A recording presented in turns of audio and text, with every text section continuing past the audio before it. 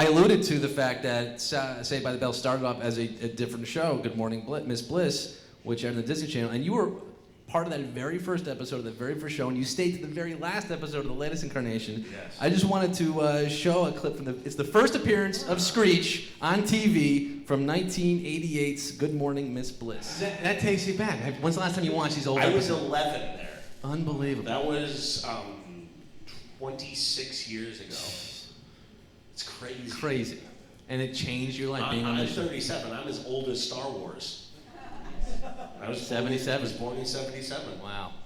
So a couple familiar faces there. You and Zach Morris. Well, Yes. Mark, Paul. But a couple of the other ones didn't make the transition there. Max Patimo and Heather Hopper. Yep, Nikki and Mikey were not carried on from the show. Neither was Miss Bliss or Joan Ryan. Right. I can't remember what her character's name was. Yeah, but it was more about the teachers than the kids. Yes. That show. It was supposed to be Miss Bliss's show.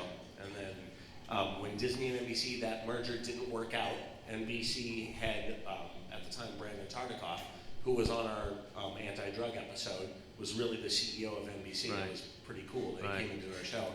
And I mean, this guy had the power to snap his fingers and turn it into a parking lot if he wanted. Right. He had that much power.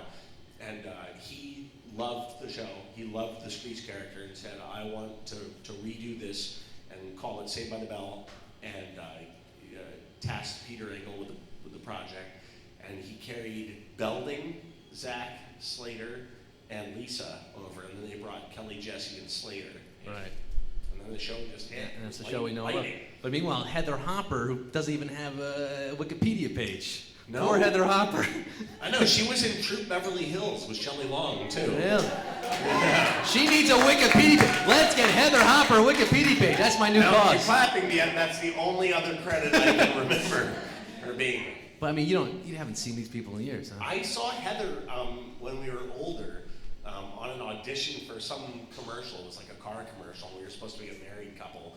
And normally when you go into an audition, they put in the thing that, okay, well, the couple kiss romantically and then they go on with their lines. Now, when you're working with someone you just met, you're sitting in a cold read audition with, you normally don't make out with the person. You pantomime it, because you don't know who they are and where they've been.